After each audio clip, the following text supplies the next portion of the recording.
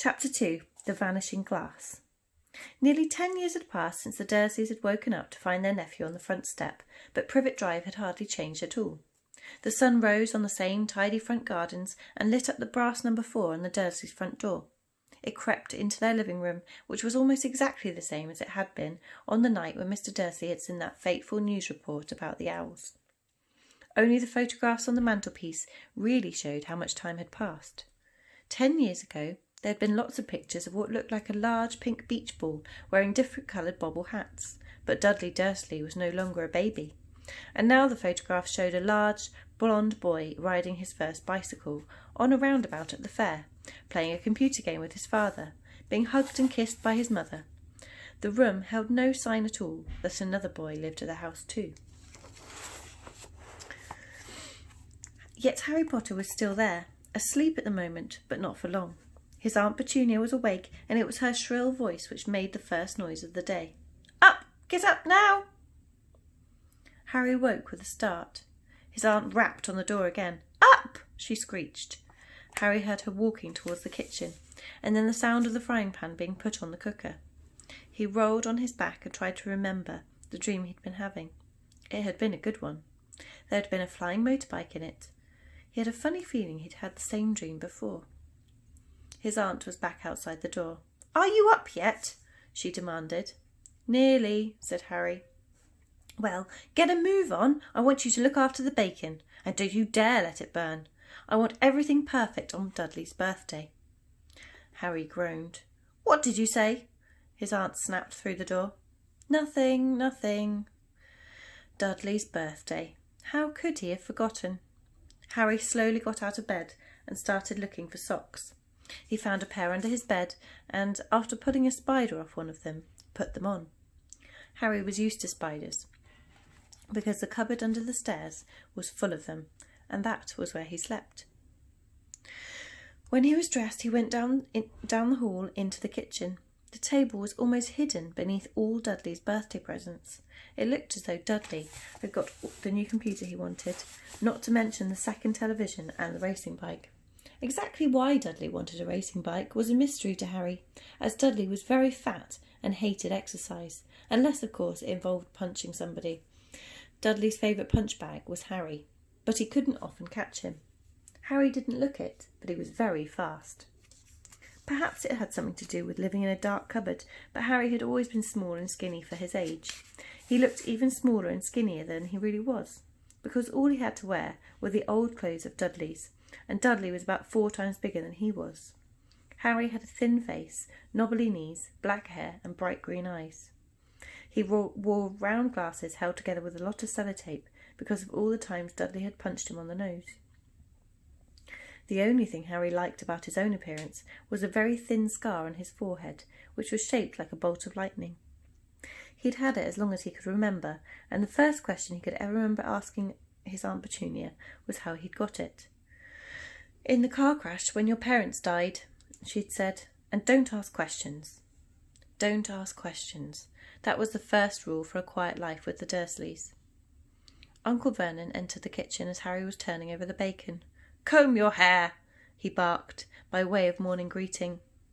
About once a week, Uncle Vernon looked over the top of his newspaper and shouted that Harry needed a haircut. Harry must have had more haircuts than the rest of the boys in his class put together, but it made no difference. His hair simply grew that way, all over the place. Harry was frying eggs by the time Dudley arrived in the kitchen with his mother. Dudley looked a lot like Uncle Vernon. He had a large pink face, not much neck, small watery blue eyes and thick blonde hair that lay smoothly on his thick fat head. Aunt Petunia often said that Dudley looked like a baby angel. Harry often said that Dudley looked like a pig in a wig. Harry put the plates of eggs and bacon on the table, which was difficult because there wasn't much room. Dudley, meanwhile, was counting his presents. His face fell. 36, he said, looking up at his mother and father. "That's 2 less than last year." "Darling, you haven't counted Auntie Marge's present, see? It's here under this big one from Mummy and Daddy." "All right, 37 then," said Dudley, going red in the face. Harry, who could see a huge Dudley tantrum coming on, began wolfing down his bacon as fast as possible in case Dudley turned the table over. Aunt Petunia obviously scented danger too, because she said quickly, "And we'll buy you another 2 presents while we're out today. How's that, Popkin? 2 more presents? Is that all right?" Dudley thought for a moment. It looked like hard work. Finally, he said slowly, "So I'll have 39, sweetums." "Oh." Dudley sat down heavily and grabbed the nearest parcel. "All right then." Uncle Vernon chuckled. "Little Tyke wants his money's worth, just like his father. Attaboy, Dudley." He ruffled Dudley's hair. At that moment the telephone rang, and Aunt Petunia went to answer it, while Harry and Uncle Vernon watched Dudley unwrap the racing bike, a cine camera, a remote control aeroplane, 16 new computer games, and a video recorder. He was ripping the paper off a gold wristwatch when Aunt Petunia came back from the telephone, looking both angry and worried. "Bad news, Vernon," she said. "Mrs. Fig's broken her leg. She can't take him." She jerked her head in Harry's direction. Dudley's mouth fell open in horror, but Harry's heart gave a leap. Every year on Dudley's birthday, his parents took him and a friend out for the day to adventure parks, hamburger bars, or to the cinema. Every year, Harry was left behind with Mrs. Fig, a mad old lady who lived 2 streets away. Harry hated it there. The whole house smelled of cabbage, and Mrs. Fig made him look at photographs of all the cats she'd ever owned. "Now what?" said Aunt Petunia, looking furiously at Harry, as though he'd planned this.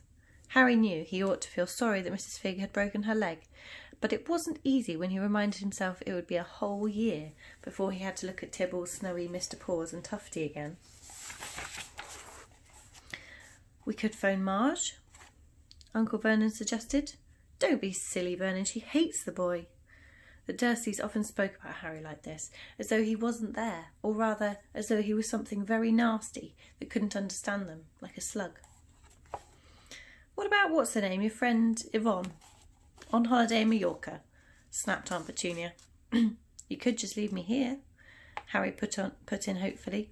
He'd be able to watch what he wanted on television for a change, and maybe even have a go on Dudley's computer.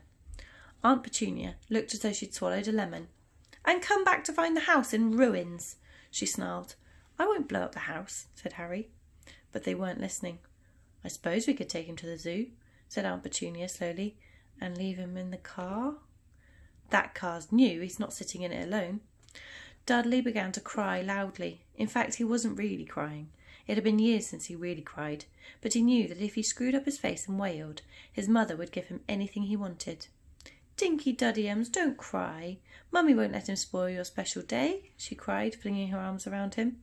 "I don't want him to come," Dudley yelled between huge pretend snobs. "He always spoils everything." He shot Harry a nasty grin through the gap in his mother's arms. Just then the doorbell rang.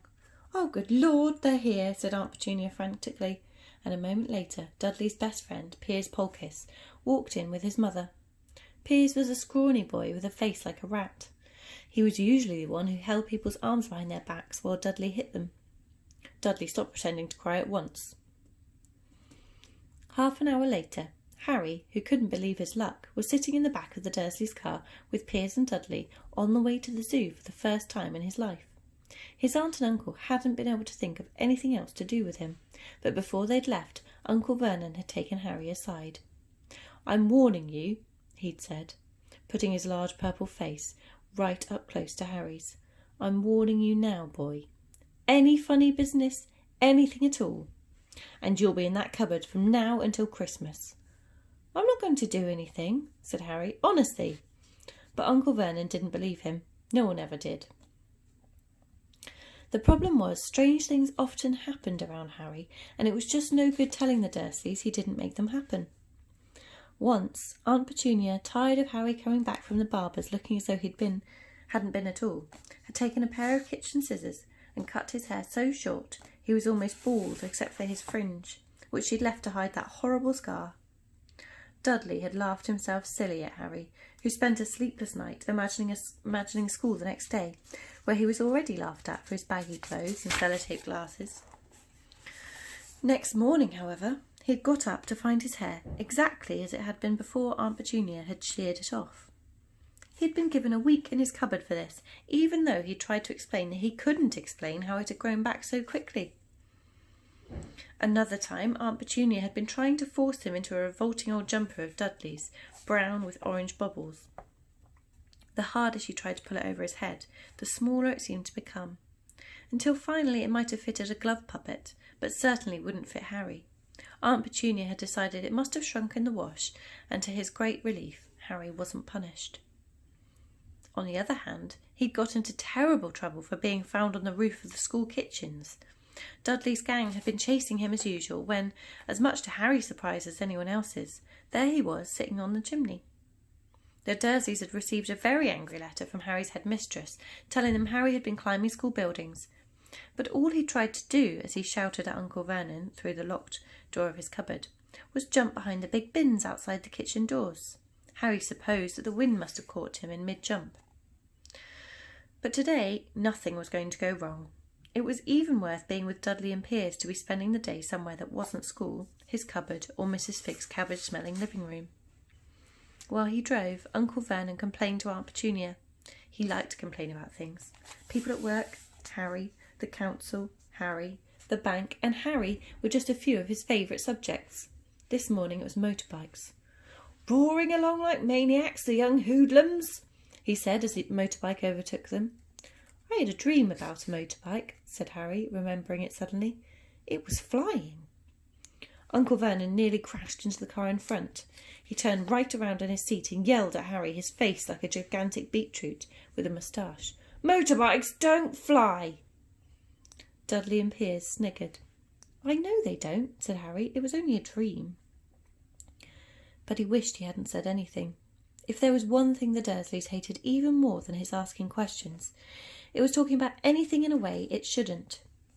No matter if it was a dream or even a cartoon, they seemed to think he might get dangerous ideas. It was a very sunny Saturday, and the zoo was crowded with families. The Dursleys bought Dudley and Piers large chocolate ice creams at the entrance, and then, because the smiling lady in the van had asked Harry what he wanted before they could hurry him away, they bought him a cheap lemon-iced lolly. It wasn't bad either, Harry thought, licking it, as they watched a gorilla scratching its head and looking remarkably like Dudley, except it wasn't blonde. Harry had the best morning he'd had in a long time. He was careful to walk a little way apart from the Dursleys, so that Dudley and Piers, who were starting to get bored with the animals by lunchtime, wouldn't fall back to their favourite hobby of hitting him. They ate in the zoo restaurant, and when Dudley had a tantrum because his knickerbocker glory wasn't big enough, Uncle Vernon bought him another one, and Harry was allowed to finish the first. Harry felt afterwards that he should have known it was all too good to last. After lunch, they went to the reptile house. It was cool and dark in there, with lit windows all along the walls. Behind the glass, all sorts of lizards and snakes were crawling and slithering over bits of wood and stone. Dudley and Piers wanted to see a huge, poisonous cobras and thick, man-crushing pythons. Dudley quickly found the largest snake in the place. It could have wrapped its body twice around Uncle Vernon's car and crushed it into a dustbin. But at the moment it didn't look in the mood. In fact, it was asleep. Dudley stood with his nose pressed against the glass, staring at the glistening brown coils. "Make it move," he whined at his father. Uncle Vernon tapped on the glass, but the snake didn't budge. "Do it again," Dudley ordered. Uncle Vernon rapped the glass smartly with his knuckles, but the snake just snoozed on. "This is boring," Dudley moaned. He shuffled away. Harry moved in front of the tank and looked intently at the snake. He wouldn't have been surprised if it had died of boredom itself. No company except stupid people drumming their fingers on the glass, trying to disturb it all day long. It was worse than having a cupboard as a bedroom, where the only visitor was Aunt Petunia hammering on the door to wake you up. At least he got to visit the rest of the house. The snake suddenly opened its beady eyes. Slowly, very slowly, it raised its head until its eyes were on a level with Harry's. It winked. Harry stared. Then he looked quickly around to see if anyone was watching. They weren't. He looked back at the snake and winked too. The snake jerked its head towards Uncle Vernon and Dudley and then raised its eyes to the ceiling. It gave Harry a look that said quite plainly, "I get that all the time." "I know," Harry murmured through the glass, though he wasn't sure the snake could hear him. "It must be really annoying." The snake nodded vigorously. "Where'd you come from, anyway?" Harry asked. The snake jabbed its tail to the little sign next to the glass. Harry peered at it. Boa constrictor, Brazil. Was it nice there? The boa constrictor jabbed its tail at the sign again, and Harry read on. This specimen was bred in the zoo. Oh, I see. So you've never been to Brazil? As the snake shook its head, a deafening shout behind Harry made both of them jump. "Dudley! Mr. Dursley! Come and look at this snake! You won't believe what it's doing!" Dudley came waddling towards them as fast as he could. "Out of the way, you!" he said, punching Harry in the ribs. Caught by surprise, Harry fell hard on the concrete floor. What came next happened so fast, no one saw how it happened. 1 second, Piers and Dudley were leaning right up close to the glass. The next, they'd leapt back with howls of horror. Harry sat up and gasped. The front of the boa constrictor's tank had vanished. The great snake was uncoiling itself rapidly, slithering out onto the floor. People throughout the reptile house screamed and started running for the exits. As the snake slid swiftly past him, Harry could have sworn in a low hissing voice said, "Brazil, here I come. Thanks, amigo." The keeper of the reptile house was in shock. "But the glass," he kept saying. "Where did the glass go?" The zoo director himself made Aunt Petunia a cup of strong tea while he apologised over and over again. Piers and Dudley could only gibber. As far as Harry had seen, the snake hadn't done anything except snap playfully at their heels as it passed. But by the time they were all back in Uncle Vernon's car, Dudley was telling them how it had nearly bitten off his leg, while Piers was swearing it had tried to squeeze him to death. But worst of all, for Harry at least, was Piers calming down enough to say, "Harry was talking to it. Weren't you, Harry?" Uncle Vernon waited until Piers was safely out of the house before starting on Harry. He was so angry he could hardly speak.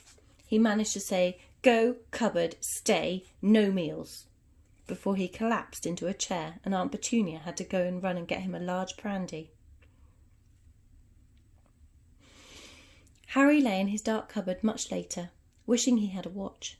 He didn't know what time it was, and he couldn't be sure the Dursleys were asleep yet. Until they were, he couldn't risk sneaking to the kitchen for some food. He'd lived with the Dursleys almost 10 years, 10 miserable years, as long as he could remember, ever since he'd been a baby and his parents had died in that car crash. He couldn't remember being in the car when his parents had died.